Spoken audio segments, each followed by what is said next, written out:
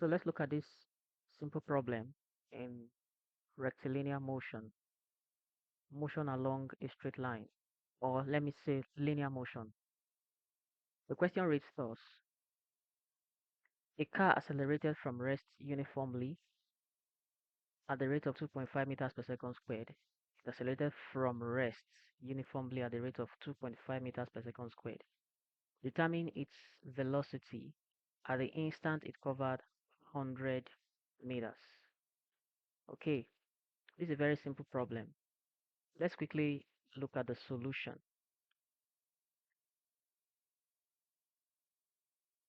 Now, for purpose of illustration, I'll just draw a simple diagram. Uh, the diagram may not be perfect, but just for the purpose of illustration, let's assume this is our car, the car we are referring to. Like I said, this is just for purpose of illustration. It may not be a very perfect diagram. Okay, now the question says this car accelerated from rest, from rest, from rest. So this suggests that the initial velocity is zero. The initial velocity is zero. Okay. And what was the rate of acceleration? The rate of acceleration was 2.5 meters per second squared. So let's use this line to represent the fact that the car accelerated, okay, at a certain rate, which is 2.5 meters per second squared. Okay, so A, acceleration, is equal to 2.5 meters per second squared. All right, we are asked to determine the velocity at the instant it covered 100 meters. So we have another parameter here, which is the distance covered, or the displacement as the case may be. Since we are dealing with velocity, we shall refer to this as displacement. So let's use another line to represent the displacement. So the car started from here, and then let's let this represent our displacement. And then the displacement is 100 meters. I beg your pardon.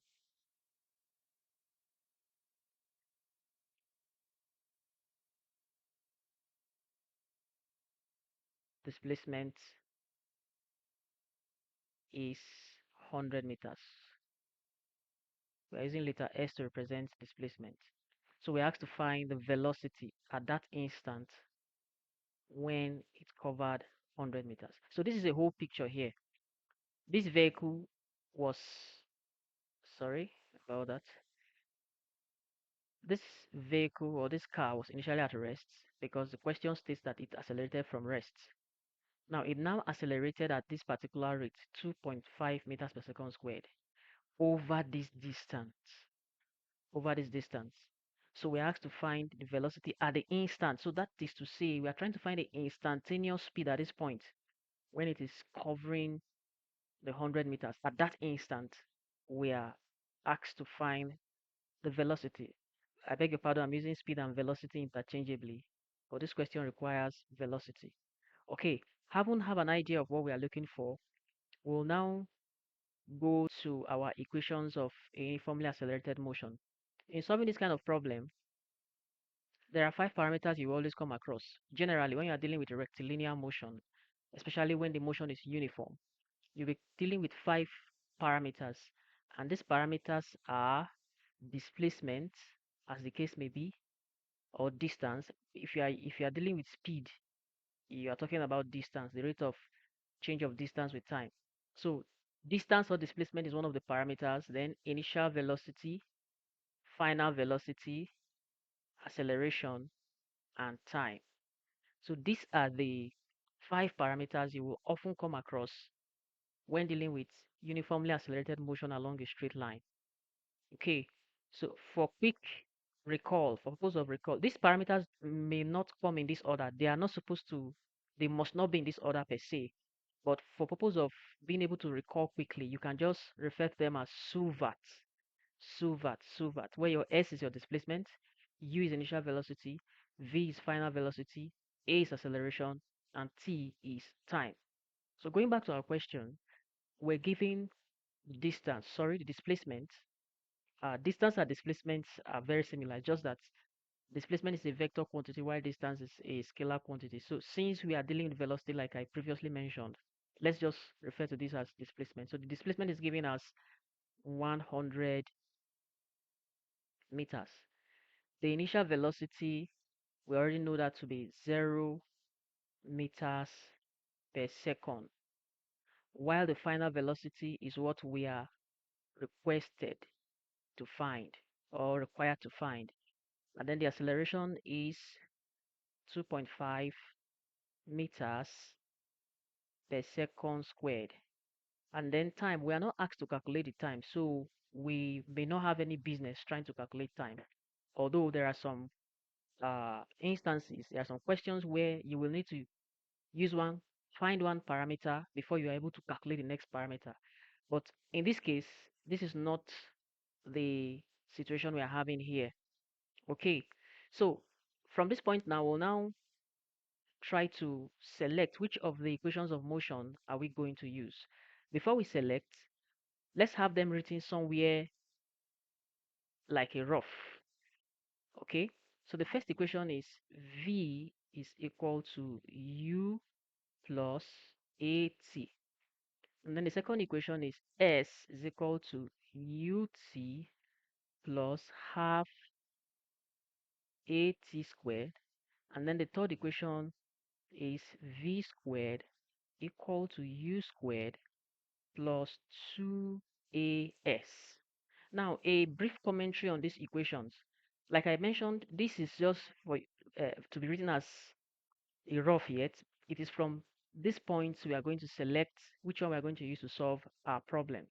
So you can see that the sign here is plus, plus, plus for all the equation. That's because we are dealing with a case of acceleration. We are dealing with a case of acceleration, acceleration. Assuming we're dealing with a case of retardation or deceleration, the signs in this equation will be taken as minus, minus, minus. That is one. And then secondly, these equations can be expressed in more than three ways, or basically, fundamentally, I beg your pardon, you will often come across them in these three forms. Okay, so let's now make a selection of which of these equations we are going to use to solve this problem. By the time we look at this first equation, we are asked to calculate V. Okay, we have our initial velocity given, we have our acceleration given, but we don't know the time. So we cannot expressly use this first equation to find the parameter we are looking for, except we'll have to look for a way of calculating time first and then inserting it into this equation to get our final velocity. That is a long step to take. Okay, let's inspect the second equation. We have S is equal to ut plus half at squared. Nothing even captures V. Final velocity is not even captured at all in this second equation, so we is not even an option. Although, like I mentioned, we might want to use the second equation to calculate time and then take the time back to the first equation and get our final velocity. But that is quite a long way to go about it. Let's inspect the third equation. V squared is equal to U squared plus 2AS. Your V is what you're looking for. Your U, the U is given as 0 meters per second. A is given as 2.5 meters per second squared, and S is given as 100 meters. So expressly, we can use the third equation to calculate the unknown parameter that is required of us. So let me also mention again that this is the most straightforward way to go about it. Anytime you inspect your equations, try to use the one that is very straightforward.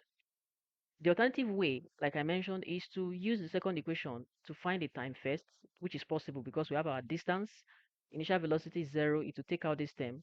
We have acceleration, then from equation 2 we can find time and then use equation 1 to find the first equation to find what we are looking for. But that will be a long way to go about it. If one equation can give you what you need straight, you don't need to go through a series of equations to get what you're supposed to get. Okay, so let's solve the problem now. We already understand now that we want to use the third equation of motion to solve the problem. So we'll bring that into the space where we are solving the problem.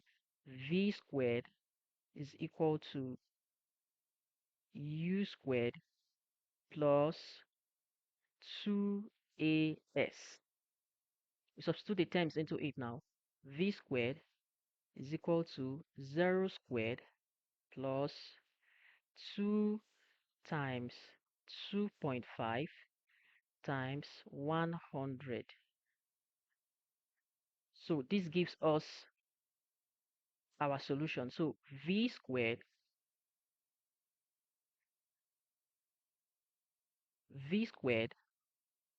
will be equal to 0 squared is 0 plus 2 times 2.5. Beg your pardon, my plus is looking like a multiplication. Let me make that a little bit better. 0 plus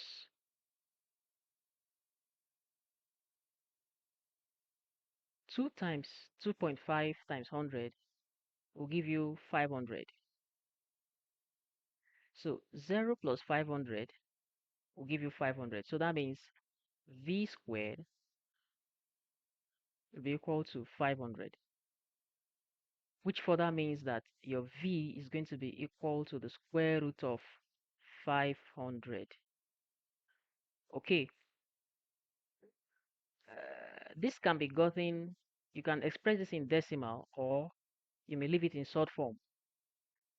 For purpose of ease, I will just want to leave it in short form, which means V is equal to 10 root 5. This is the short form, meters per second. Do not always forget to put your units after calculating the parameter which you are required to calculate.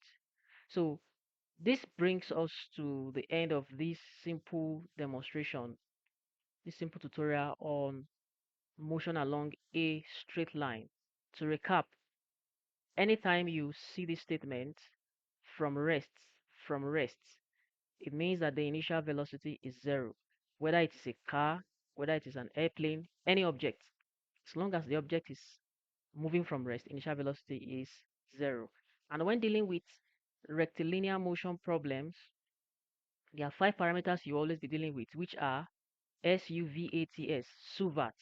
And it may not be in this order, but for purpose of quick recall, you can state it as SUVAT. Your S is your distance or displacement, your U is your initial velocity, V final velocity, A acceleration, T time. And for you to select the appropriate equation to use, you write out the equations of motion, carry out your inspection, and select the equation that will give you the quickest route, the quickest cut to solving the problem.